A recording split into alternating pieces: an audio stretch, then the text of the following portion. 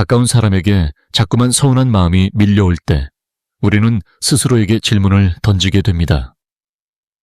내가 너무 예민한 걸까? 왜 나만 이런 기분이 드는 걸까?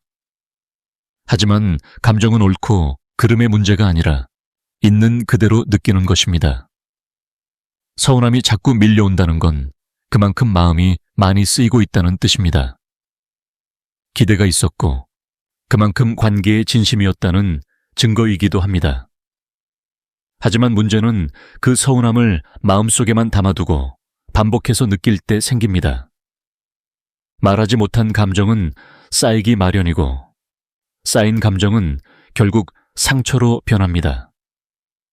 그래서 가장 먼저 해야 할 일은 내 감정을 인정하는 것입니다. 나는 지금 서운하다는 마음을 있는 그대로 받아들이고 그 감정의 원인이 무엇인지 차근히 돌아보는 시간이 필요합니다.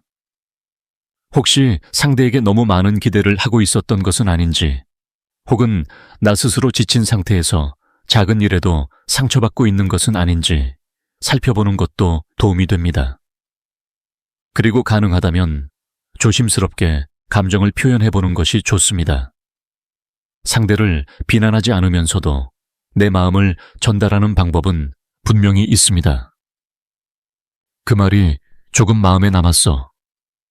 그때는 나도 힘든 시기였는데 네가 조금만 더 알아줬으면 했어. 같은 말은 관계를 깨뜨리기보다 오히려 더 친밀하게 만들어주는 역할을 할 수 있습니다. 물론 그 말을 꺼내는 것조차 어려울 때도 있습니다. 그럴 땐 일단 나 스스로를 먼저 다독이는 일이 우선입니다. 좋아하는 일을 하거나 나에게 따뜻한 말을 건네며 마음을 가라앉히는 시간은 감정을 조절하는 데 큰 도움이 됩니다. 서운함은 결국 이 관계가 나에게 소중하다는 증거입니다. 아무 감정도 느끼지 않는다는 건 기대도 없고 애정도 없다는 뜻이니까요. 하지만 그 감정에만 머물러 있으면 나 자신이 힘들어질 수 있습니다.